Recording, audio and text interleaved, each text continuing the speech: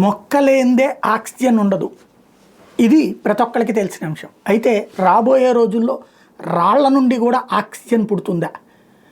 తాజాగా సముద్రం అడుగున రాళ్లలో నుంచి ఆక్సిజన్ ఉత్పత్తి అవుతుందన్నటువంటి విషయాన్ని కనుక్కున్నారు.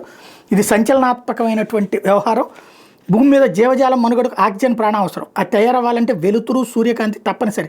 సూర్యకిరణాలతో కిరణజన్య సంయోగక్రియ ఫలితంగా మొక్కల్లో ఆక్సిజన్ తయారవుతుందని చిన్నప్పుడే చదువుకున్నాం. అట్లాంటిది సముద్ర గర్భంలో కొన్ని కిలోమీటర్ల లోతులో కటిక చీకటితో కూడిన ప్రదేశాల్లో కూడా తొలిసారిగా ఆక్సిజన్ చేయడం కనుగొన్నట్టు శాస్త్రవేత్తలు ప్రకటించడం సంచలనంగా మారింది.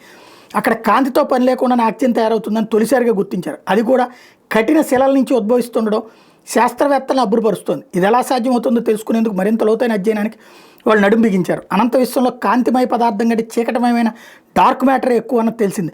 ఈ నేపథ్యంలో డార్క్ మ్యాటర్లో కూడా ఆక్సిజన్ ఉనికి ఉందని, జీవం మనుగడ సాగిస్తోందని ఎంతో కాలంగా సాగుతున్నటువంటి వాదనలకు కొత్త బలం చేకూరింది.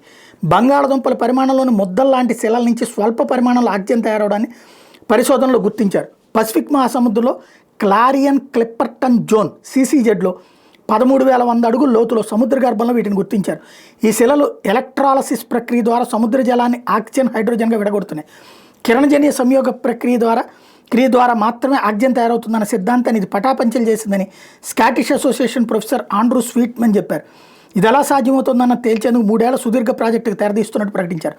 ఇందుకోసం ఏకంగా 36,089 అడుగుల లోతు దాకా తవ్వే రిగ్గులతో రంగంలోకి దిగుతున్నారు. ఈ చీకటి ఆక్సిజన్ కోసం జరిపే అధ్యయనంలో సమాధానాలు దొరికే కొద్దీ కొత్త ప్రశ్నలు తలెత్తుతాయి. CCZ మాదిరే సముద్ర గర్భంలో ఇతర చోట్ల ఆక్సిజన్ తయారవుతుందేమో కనిపెడతామంటూ స్వీట్మ్యాన్ చెప్పుకొచ్చారు.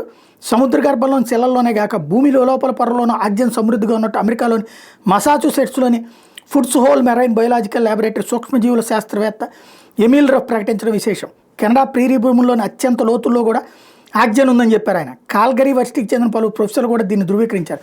ఈ ఆక్సిజన్ 40,000 ఏళ్ల క్రితమే భూమి పొరలోకి చేరి ఉండాలని ఓ నివేదికలో పేర్కొన్నారు. సూక్ష్మజీవులు కూడా ఆక్సిజన్ ఉత్పత్తి చేస్తున్నట్టు గుర్తించారు. కెనడా భూగర్భ శాంపిళ్లను ల్యాబ్లోని ఆక్సిజన్ పాడు చేసింది. అయినా కొత్తగా ఆక్సిజన్ పుట్టుకొచ్చింది.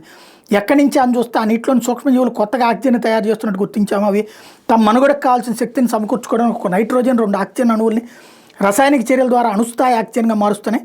భూగర్భ జలాల్లో ఆక్సిజన్పై ఆధారపడి బతికే సూక్ష్మజీవులకి అది ఈ పద్ధతిలోనే అందుతోందని రుజువైంది. మనం అసాధ్యమని అనుకున్నది సుసాధ్యమేనని ప్రకృతి నిరూపిస్తోందని చెప్పుకొచ్చారు.